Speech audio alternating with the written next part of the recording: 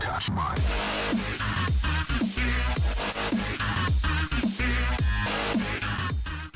Those of you who have siblings might be able to level with me here. I'm the oldest of three. I have two other sisters. Currently, one is 20 and the other one is 16. Growing up, we were actually really close. We never fought each other physically, but we did bicker a lot, just like arguing and stuff like that. Now, when we were kids, we played like boys. We were rambunctious, messy, destructive, hyperactive. It was just a mess. We were so rough.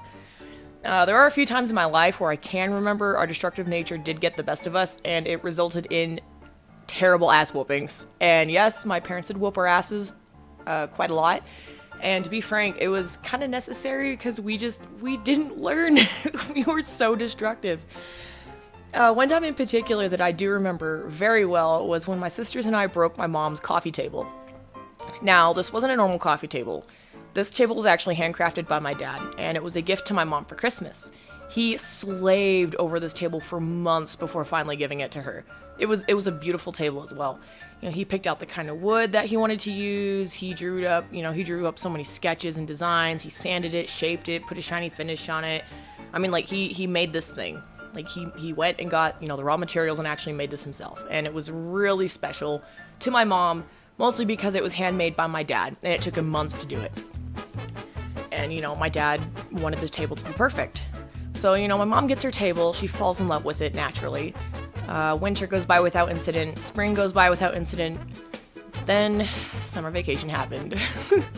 My sisters and I, we weren't in school at the time, because it was the summer. So we had no way to channel our energy into anything productive. There was a show called Sagwa.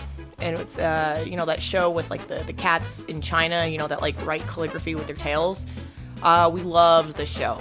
And the theme song comes on, and for some reason we decided to all jump on the table and dance to the theme song. I don't know what the hell we were thinking. I have no fucking idea. But the combination of our weight and our stomping, it was way too much for this poor little table to handle. The leg snapped, and then we flew off, and the table itself hit the ground so hard that it actually shook the house. My mom was in her bedroom, and my dad was in the basement on the computer, and both my parents started shouting at the same time. They wanted to know what was going on. They just heard, like, this huge bang and the house shook. So my mom runs into the living room, and she sees that her poor little table is in pieces on the floor, and she starts screaming at us. She was so angry. She starts crying, because she's upset. This table is really special to her because my dad made it. And to be honest, I really don't blame her for being so angry.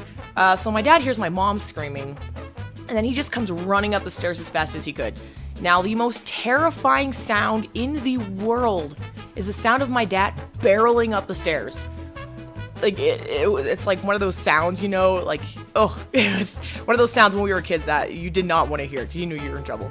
My sisters and I, we really knew we were in deep shit, so we ran up to the second floor, and then we hid under our beds. We were scared shitless. We fucked up so bad. My youngest sister, she wasn't in trouble at the time because she was only 3, and she was just kind of like mimicking what we were doing. But me, on the other hand, I was in the deepest shit because I was the oldest, and so, I was supposed to be the one to set the example, being the oldest, da-da-da-da-da. So they thought I was the one who decided to get on the table and convince my sisters to do it, even though it was a collective decision. My sister and I, Sandra, we were hiding under the bed. We were shaking. We were knowing that we were going to get our ass, like, the worst ass whooping of our lives, and we were dead silent. And it got really quiet downstairs. We didn't hear anything. And then we heard it. We could hear someone coming up the stairs very quietly. The stairs would squeak occasionally, as weight was put, like, on a loose step. We were so boned. This was it. We were so dead. The last memory anyone would ever have of us was that we broke Mom's table, and that Mom was sad, and that we would die by the paddle. Death by ass whooping.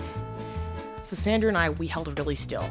Then out of nowhere, I think they're... my dad's hands reached under the bed, grabbed her, pulled her out, and then she completely disappeared. Oh my god, I was next. I was so dead. I scrambled back against the corner, and I was so afraid for my butt's life. The same pair of hands that grabbed Sandra grabbed me, and I was yanked out from under the bed too. We were pulled downstairs by our ears, crying, begging not to get swats, but no amount of begging could save our asses from the whooping that was about to come. This was the ass whooping of a lifetime. We fucked up royally, and we had to be sure that we would never do it again.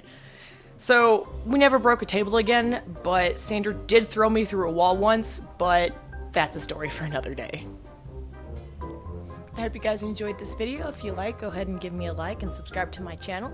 I have links to my Facebook, Twitter, and Twitch down at the bottom of my video.